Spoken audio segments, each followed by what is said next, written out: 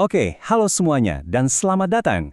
Kali ini kita bakal ngobrolin sesuatu yang, ya ampun, fundamental banget buat sains, pengukuran. Tapi tunggu dulu, ini bukan cuma soal angka loh. Ini tentang gimana kita semua bisa paham, bisa mendeskripsikan, dan yang paling penting, bisa sepakat tentang dunia di sekitar kita. Inilah bahasa universalnya sains. Oke, kita mulai dari sebuah masalah yang kelihatannya sepele. Coba bayangin deh, kamu mau ngukur sesuatu, terus kamu ambil penggaris. Gampang kan? Tapi pertanyaannya, yakin bisa pakai penggaris itu buat ngukur diameter kelereng? Nah, pertanyaan sederhana ini sebenarnya ngebuka diskusi yang penting banget soal presisi dan kenapa milih alat yang tepat itu krusial dalam sains. Dan ini langsung membawa kita ke jantung permasalahannya, kenapa satu alat aja tuh nggak pernah cukup. Iya sih, kalau buat ngukur panjang buku, penggaris itu udah pas banget.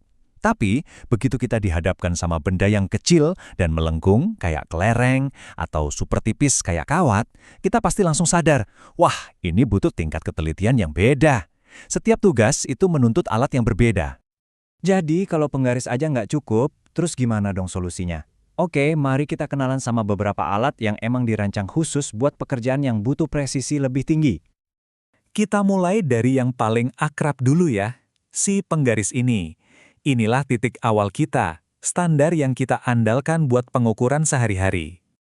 Nah, yang seru di sini tuh konsep ketidakpastian. Angka plus minus 0,05 cm ini tuh semacam pengakuan jujur dari si penggaris.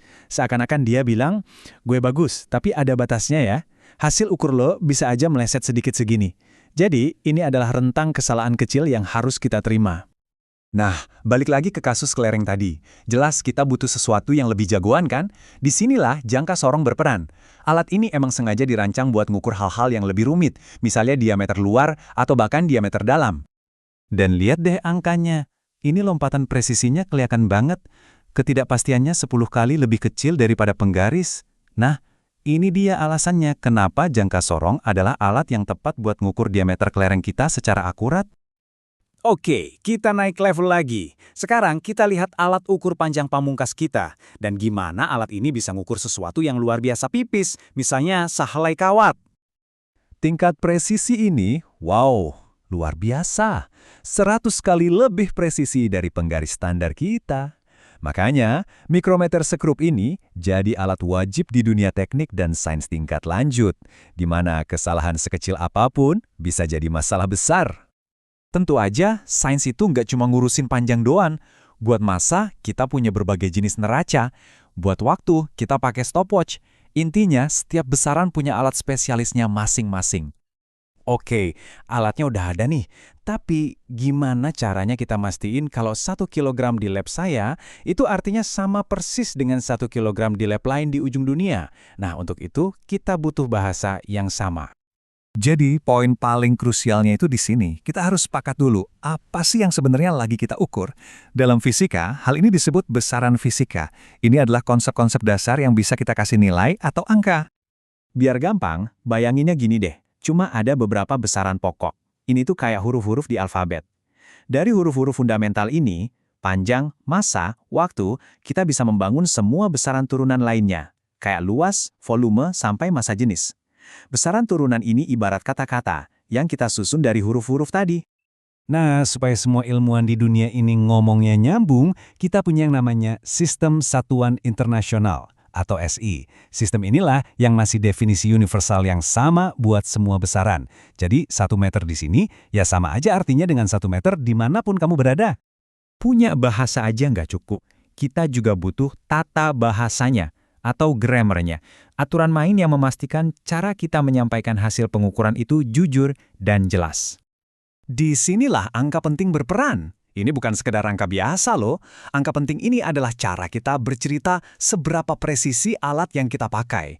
Angka-angka ini seolah-olah ngasih tahu kita, hey, pengukuran ini dilakukan dengan sangat teliti loh. Dan ini adalah prinsip dasarnya. Ini soal kejujuran ilmiah. Kita nggak bisa dong melaporkan sebuah hasil yang kelihatannya lebih presisi daripada kemampuan alat ukur kita yang paling sederhana. Ini soal menjaga kepercayaan pada data. Tabel ini nunjukin tata bahasa ini dalam prakteknya. Logikanya sederhana kok. Sebuah rantai itu kan cuma sekuat mata rantainya yang paling lemah, Nah, sama kayak gitu. Kalau kita nambah atau ngurang, jawaban akhir kita nggak boleh lebih presisi daripada angka yang desimalnya paling sedikit. Begitu juga kalau kita mengali atau membagi, jawaban kita nggak boleh punya angka penting lebih banyak daripada pengukuran kita yang paling nggak akurat. Aturan ini menjaga agar hasil hitungan kita tetap jujur pada presisi awalnya. Oke, jadi mari kita tarik benang merah dari perjalanan kita hari ini. Dari masalah simpel soal ngukur kelereng, sampai akhirnya kita paham soal bahasa yang digunakan dalam deskripsi ilmiah. Proses 3 langkah inilah yang jadi fondasi dari semua data ilmiah yang andal dan bisa dipahami semua orang. Pilih alat yang pas, pakai bahasa yang sama, dan laporkan dengan jujur. Itulah intinya. Dan kutipan ini ngerangkum ide utamanya dengan sangat pas ya. Pengukuran itu beneran sebuah bahasa, lengkap dengan kata-kata, definisi, dan aturan mainnya sendiri. Dan ini meninggalkan kita dengan satu pemikiran terakhir. Setiap penemuan besar, setiap terobosan baru, semuanya dibangun di atas prinsip-prinsip dasar ini. Dengan menguasai bahasa pengukuran, kita membuka pintu ke cerita-cerita baru yang tak terhitung jumlahnya yang akan diungkap oleh sains. Terima kasih banyak sudah menyimak.